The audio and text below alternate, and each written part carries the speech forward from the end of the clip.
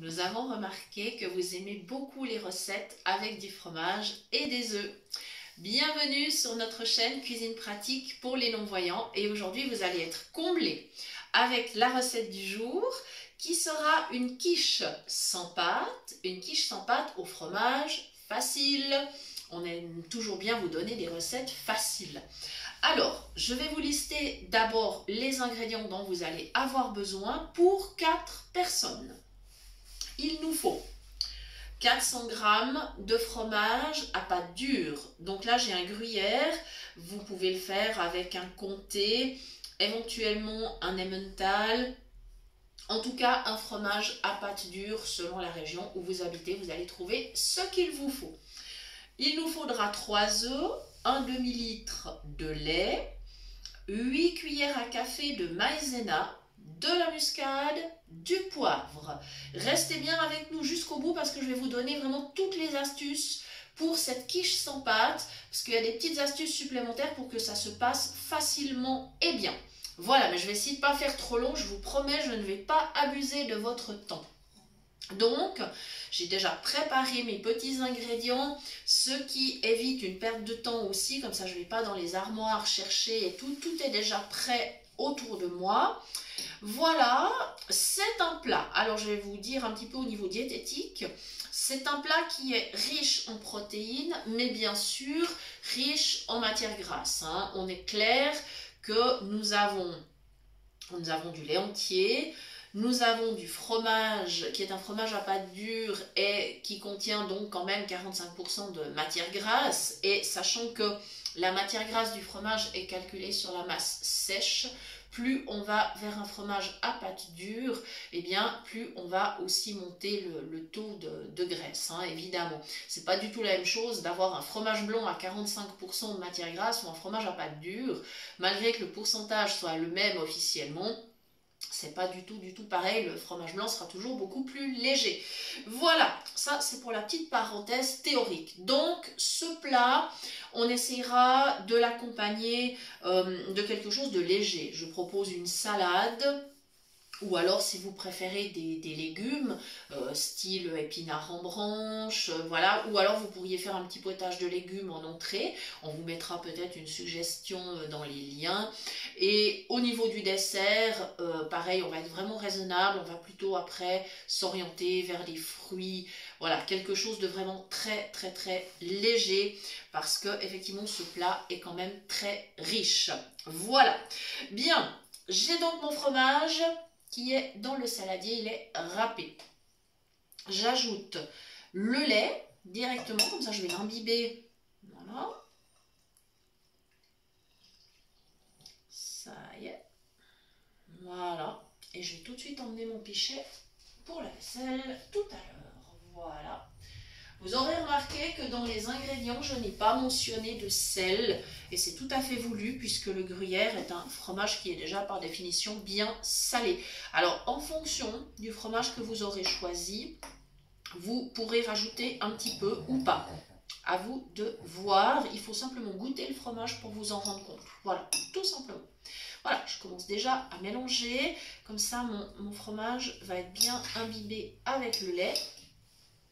Voilà, j'ai mes 3 œufs que j'ai préparés dans un petit bol et je vais directement les casser. Bon, j'aurais pu les casser à l'avance d'ailleurs, mais bon, ça va pas me prendre non plus trop de temps. Mais ce que je vais faire, je vais aller vite à l'évier parce que comme ça, je vais pouvoir éviter de mettre de l'œuf sur la table. Ils seront dans le bol. Il n'y aura pas d'éclaboussure là où je travaille. Voilà. Et hop, un premier. Oula, ça y est. Un deuxième. Un troisième. Voilà. Comme ceci. Je vais jeter mes coquilles. Voilà. Comme on est en hiver, je ne vais pas spécialement les garder. Si on était en été, je pourrais tout à fait les garder pour les mettre dans le jardin, ce qui aurait la faculté de faire fuir les limaces. Je n'aime pas les coquilles d'œufs. Voilà. On fait une petite barrière autour du jardin. Ça les retient un tout petit peu. Quoique, elles sont tellement gourmandes, je vous dirais qu'à l'arrivée, je ne sais pas vraiment ce qui les retient. L'année passée, on a essayé avec de l'ail. C'était pas extraordinaire. Voilà, je mets mes œufs. Et hop là, ça y est. Voilà. Simplement, là, je mélange. Je vais directement mettre la muscade parce que tant qu'à faire, quitte à touiller, eh ben, autant ajouter tout de suite l'assaisonnement. Si vous n'aimez pas la muscade, vous pouvez mettre d'autres épices. Vous pouvez mettre du paprika. Vous pouvez mettre, pourquoi pas, des petites herbes. C'est tout à fait possible. Hein, s'il y a des petites herbes que vous aimez bien avec le fromage, eh bien, il n'y a aucun problème. Par exemple, du thym, pourquoi pas. De l'origan, donc marjolaine, voilà. C'est des petites herbes comme ça. Basilic, sans problème. Voilà. Ouais, ma muscade sent bon. Voilà, super. Donc là, je brasse bien. J'ai une fourchette en fait, hein, parce que c'est quand même ce qui va le mieux pour ce genre de préparation. Voilà. Comme ça, en même temps, mes œufs se délayent bien dans la préparation. Voilà. Alors, facultativement, ce serait possible de rajouter encore des petits morceaux de jambon, des lardons, des petits morceaux de poulet. Voilà, ça, ce serait possible. Ou alors des petits morceaux de légumes. Pas de problème.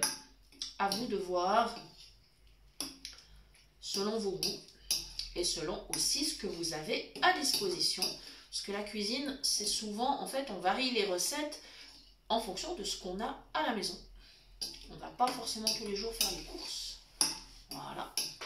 Comme ceci. Et il me reste ma maïzena qui est prête dans le bol et je l'ajoute en dernier. J'ai presque tout.